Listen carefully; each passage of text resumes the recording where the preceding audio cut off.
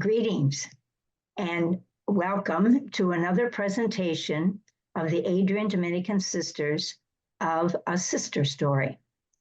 Today, we find ourselves in Tucson, Arizona, and the interview is with Sister Mary Anne McElmurry.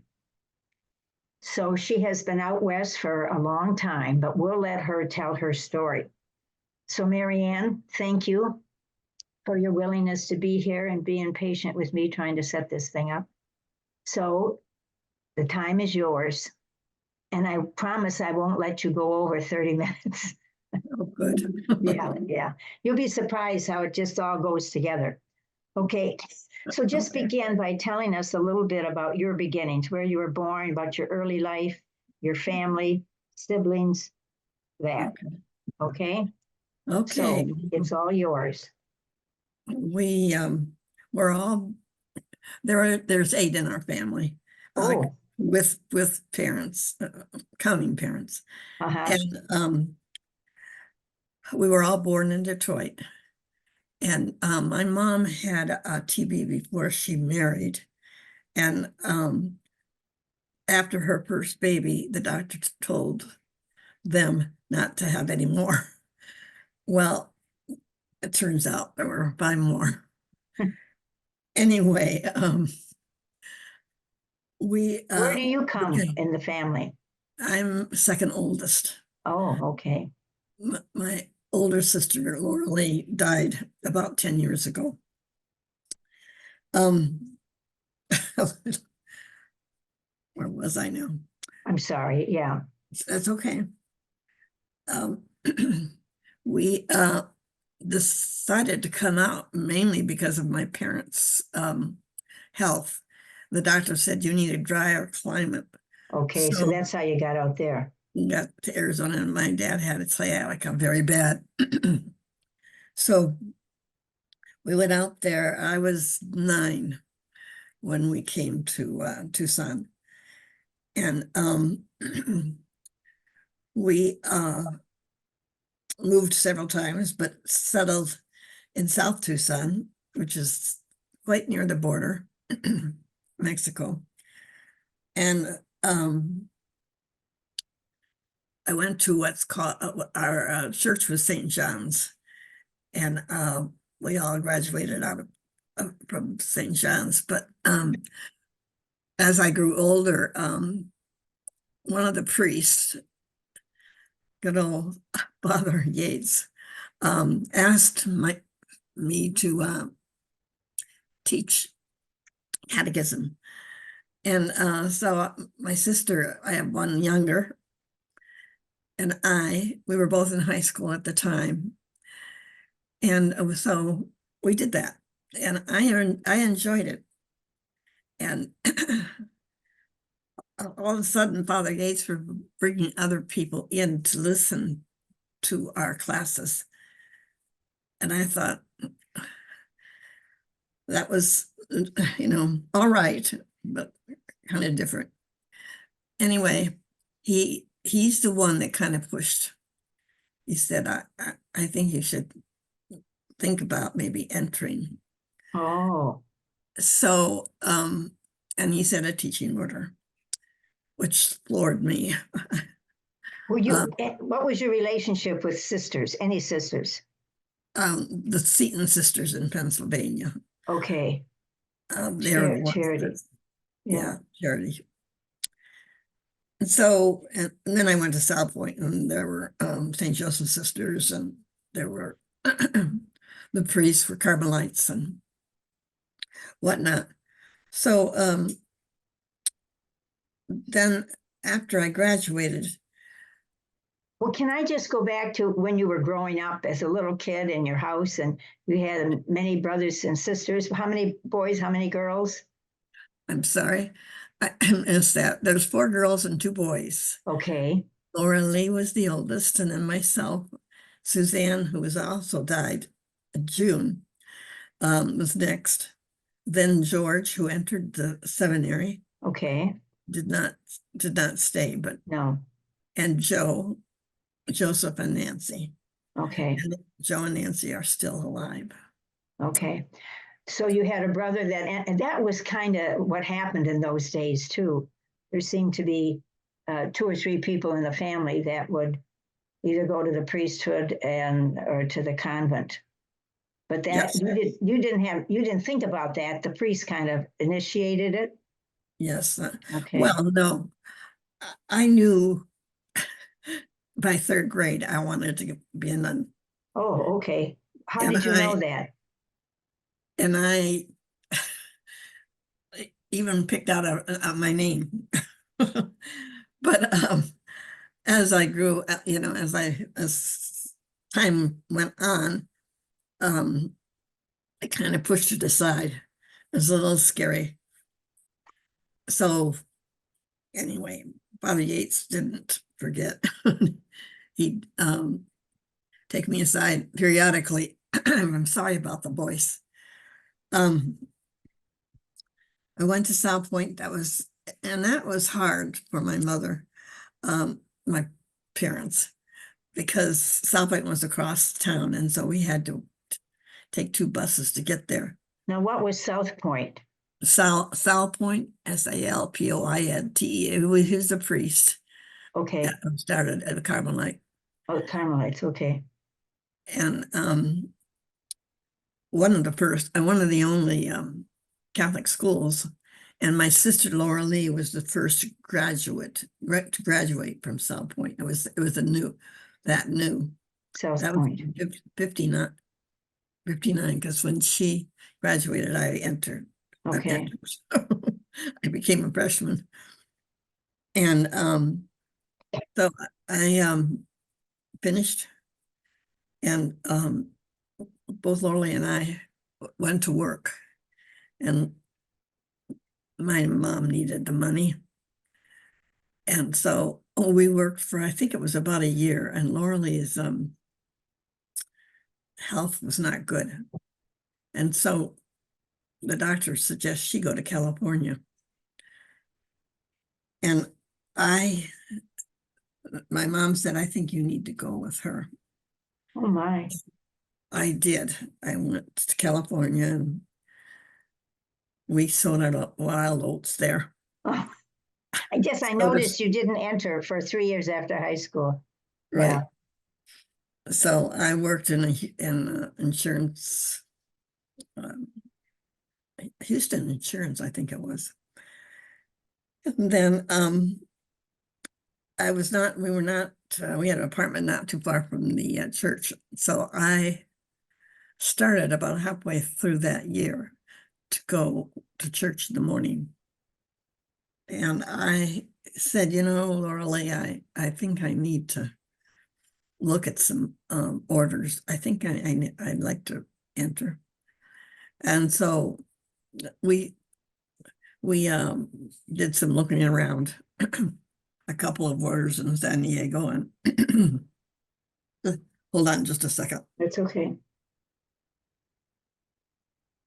So at the end of that year, I came back to Tucson, and it just so happens that Sister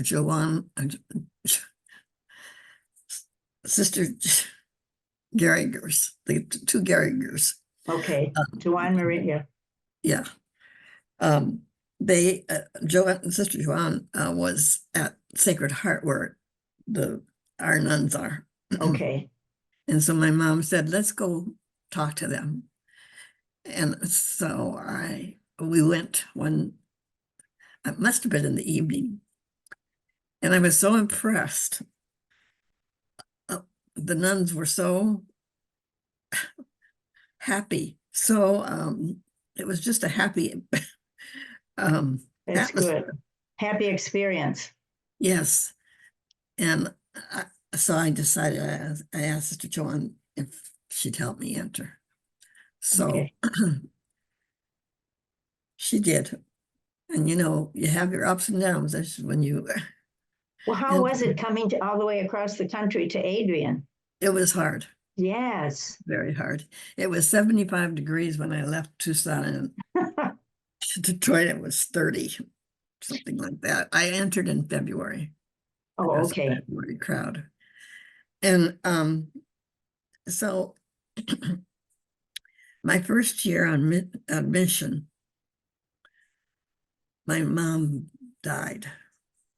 Oh, wow, that's hard. So that was very hard for me. And I was at St. Celestine's in Chicago. Okay.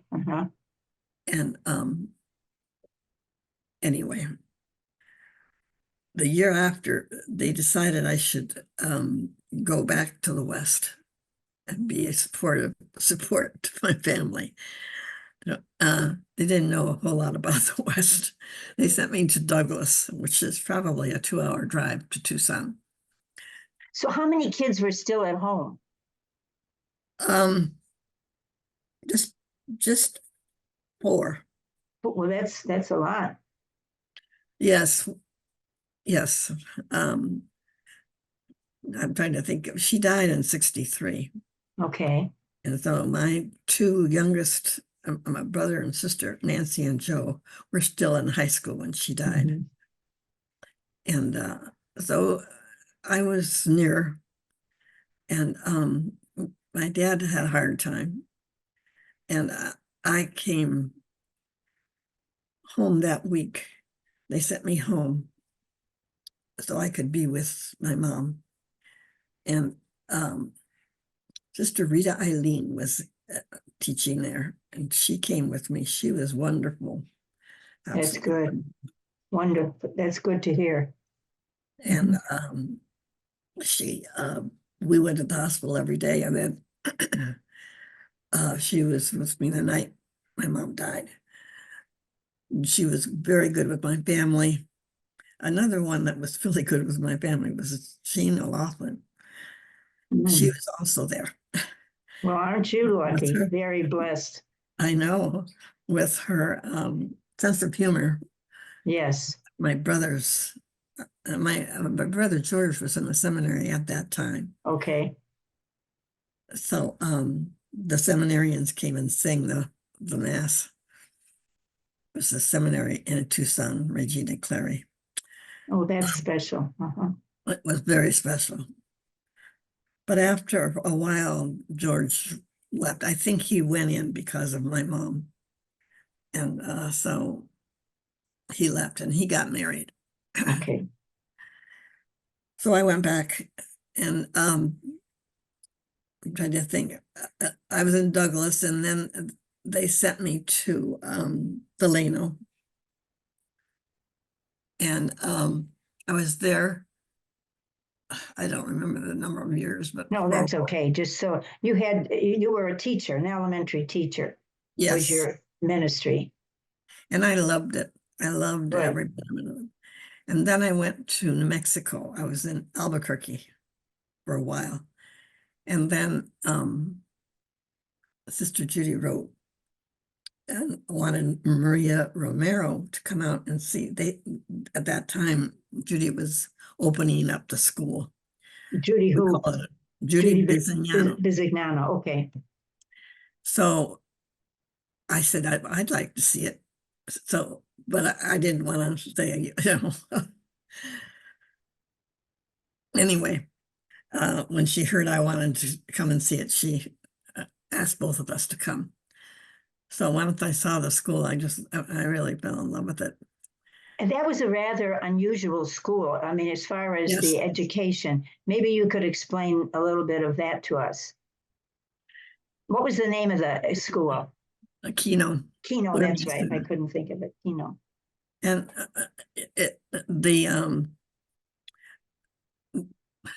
I'm trying to think of what a word.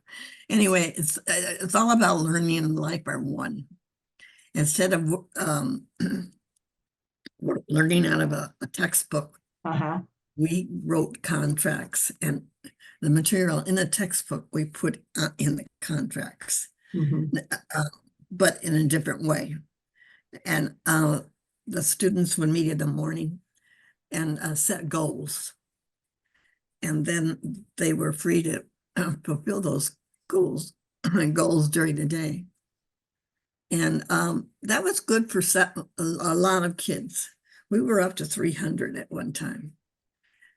And I taught in the religion center, but as the popularity grew, they didn't say you had to be Catholic or this is a Catholic school. They didn't call that. Uh-huh. So anyway, I started writing contracts around my mind. Let me take a drink for a minute. Would you like to stop and do this at another time? No, I'm fine. Okay. So anyway, I started writing contracts around values clarification. And there was a man that came to see the school, and he was wasn't Simon and Schuster right away. Anyway, they liked the contract, and so we needed money for the school. So I wrote four books on the values clarification, and then Judy and Corinne went into death and the stages of death. Oh, okay. And then Judy, I think, wrote some on science, went into science. So you wrote your own text? Yes. Oh, okay. Well, no, we took the information from the text, and we didn't, and wrote the contracts. And Got it. I didn't Okay. I didn't go finish that. The kids. We would check on the end. At the end of the day, we have homeroom, and the kids would have to say how many goals they completed. You're going to have some kids that love the animal center and would spend a lot of time with the animals that we had there. We went on a lot of learning field trips. And in fact, I learned how to ski when we took the kids up to the mountains for skiing. And anyway, we took different topics, but we knew what they needed to know to graduate. And so those were always in the contract. Got it. And I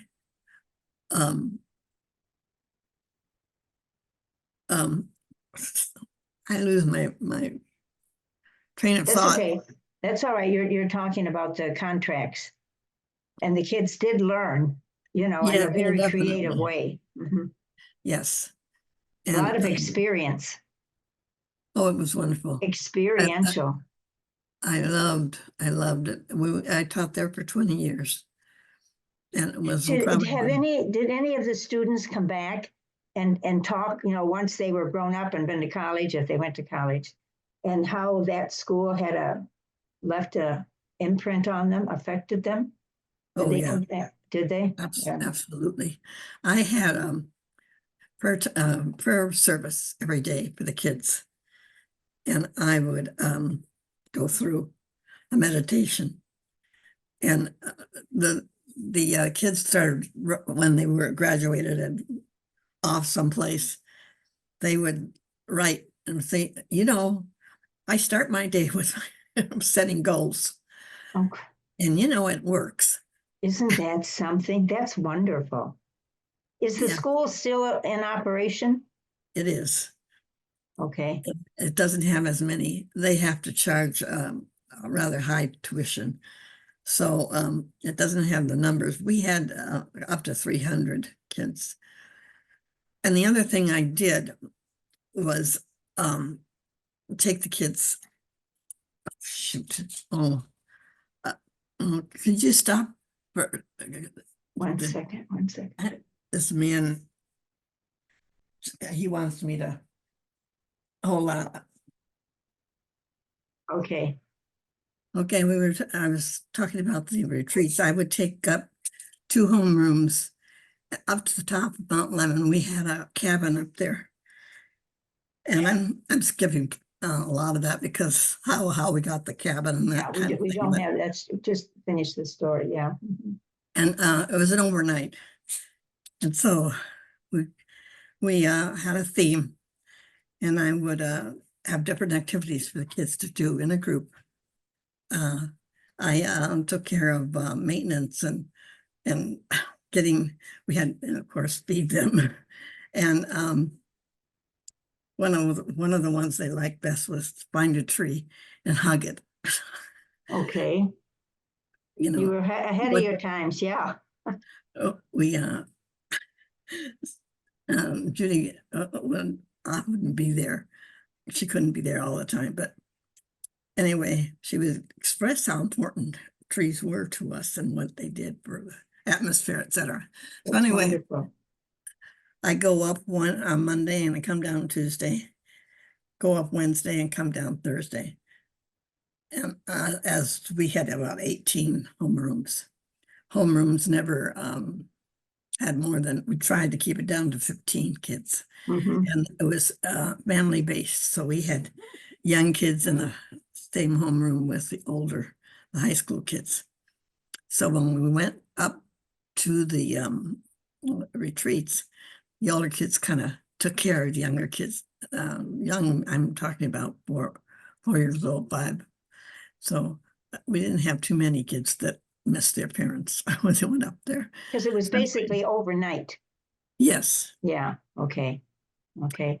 So that sounds like a wonderful experience. We can't go through each thing. I just think that whole Keno Learning Center was a wonderful experience, not only for faculty, which a lot of work went into that, right? Yes, Yeah, absolutely. a lot of work, a lot of creativity. What's Yes. one thing you could say you learned about yourself through that experience? Anything in particular?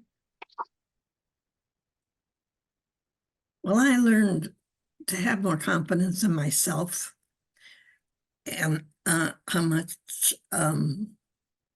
it meant for me to see the kids grow and set goals and complete the Mhm. goals. Mhm. And it made me happy to see. And you really, first, we're in a very traditional educational system Yes. before you went Yes. into Keno. So you saw the change there and how good that was. What happened? When did you leave there? You said you were there for about 20 years. Yes. And then I don't want to go into this part because anyway, both Judy and I left Keno. Oh, you both left at the same time?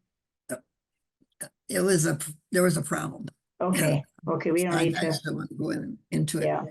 And I felt I needed to go because I didn't think it was what was going on was right. Anyway, Okay.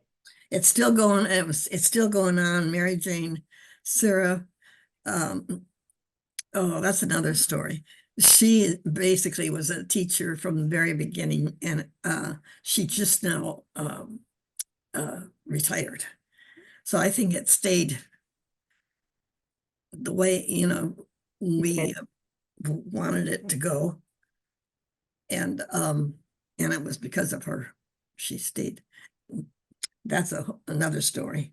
Yes, but you know your time there. It sounds that you know how valuable you were and your time there, and how you inspired the kids, the young people, Right. and how to live life. I mean, I bet they're making goals for themselves all the time right now, Yes. don't I you? just heard one from one today. I don't want to read her whole thing, but it was, if you don't love what you do, if you can't be happy, Yes. don't do it for the money or whatever. If you're not happy, then you need to look at your life, and Yeah. is what her message was to. Exactly. Anyway. So where do you find yourself now? Well, You're living in Tucson. yes, and I took care of Judy and my sister for 9 years. Okay.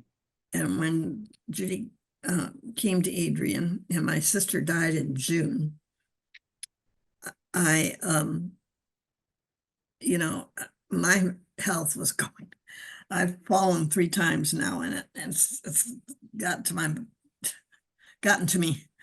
My body is, especially my back, and I'm gonna. I don't really want to, but No, my nieces and nephews, I've been a real help to them, to the family. Mhm. yeah, to the family, and so anyway, I just think it's time. Well, that's a very wise decision, which I think you're to be commended. That I think we need to know when in life, whether you're married or single or whatever, there comes there comes a time I don't want to, but I have to step aside. I cannot continue like I have. And yours is going to be a big one by coming to Adrian, even though your community's there, you haven't been back to live in that place, but it's totally different than when you first lived there. Oh, I'm sure. Yeah, and you'll have lots of prayers, as you make this transition. But this is a big event in your life. So you're going to come next summer, a week this summer? Right. Next Good summer. for you. Good for you. I'm happy to hear that. I Go ahead. I left something out, and I want to. After I left Keno, I went to, and Sister Charlotte was running Project Yes, and so I went there and helped her for 11 years, 10, And 11. what is Project Yes? It was a after school program. We helped Wonderful. Uh-huh. we helped the kids learn English and help them with homework they didn't understand. So I did that. I want to say another 15 years. Oh my gosh. Yes, you did. I see that right here. Uh-huh. What's the Tucson Urban League? That they bought Project Yes. Oh, okay. Okay. We couldn't. Keep up. Yeah, and the nuns, they gave us a grant for, paid my salary really for 8 years, and that's and I kept telling the people involved, don't count on it. And then in the next year they would uh, give us another Mhm. grant, and it kept going. I'm pretty sure it was 8 years because when we didn't, then it was taken over. I had to work under about 4 different CEOs, and it was really a challenge. And the last one I didn't think was into that program simply because it didn't bring in a lot of money.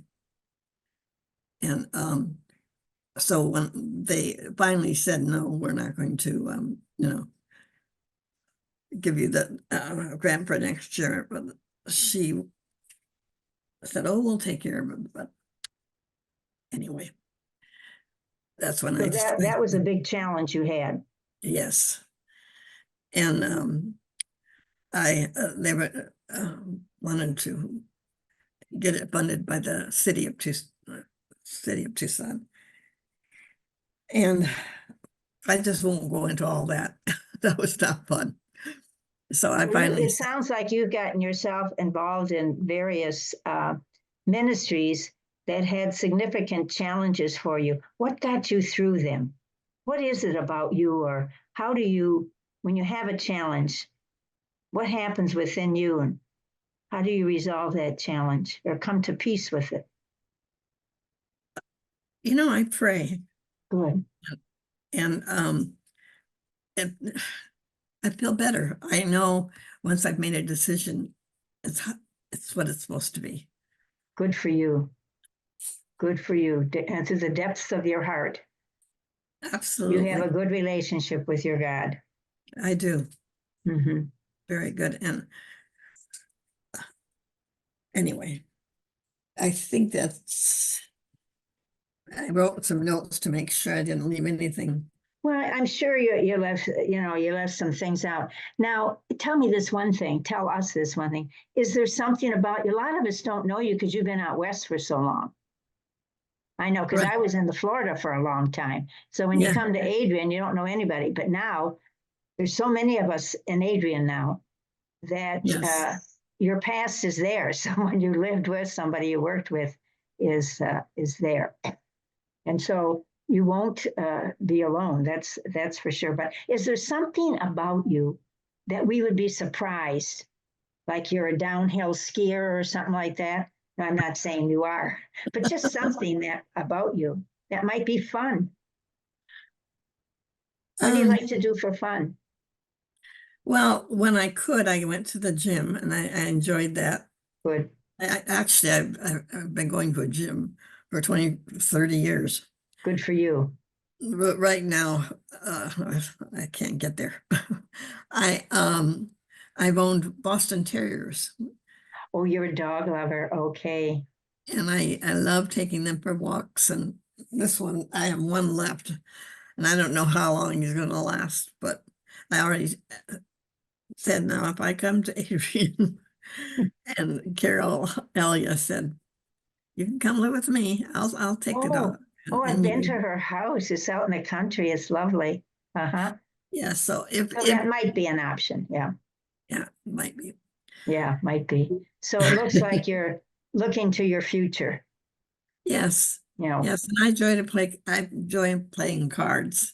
Um, That's every nip and cranny has card games going on yes, campus. I Yeah. know that, and I haven't had a chance to do that. And I'm a reader. I love, What are you reading right now? well, A novel. um, pardon, yeah, definitely. I like J.D. Robb's books. Yes, I've read it. Nora, I've read. Nora Roberts is my, Yeah. excuse me. Well, that's good. And the true stories. I've read a lot about World War II and what people went through and the Jewish. Yes. They've got a lot of good books on that. Good And for you. Keep reading. Yeah, Keep that mind going. yes. It So sounds good to me. Is there anything else? Now, you know what you're going to think. What's your favorite scripture saying? have faith in me. Okay. Very good. Very I strong. haven't, but I every time he says, have faith in me, and there's many scriptures, um, places in scripture that have that in it. Depend on me. Okay, well, you just keep saying that till you pack those suitcases and get up here. What's your little dog's name? Buddy. Buddy. Okay. And we'll pray that Buddy makes the transition and doesn't find saying goodbye to you too hard. Anyway, that's hard. It is Hey, hard. why don't you show us, Buddy? He's older. Pardon? Oh, can you pick him up and show him to us? Or is it too heavy? Never mind. I don't want you to fall. Hold on. Let's see. I'll see if he comes to me. Buddy, he's mad at me right now because I locked his door because the people next door had somebody check the wall for termites. Oh, I didn't want him out there, and now he's real ticked off at me because okay. Well, that's all right, Mary Anne. I have pictures of Buddy I can Yeah. send.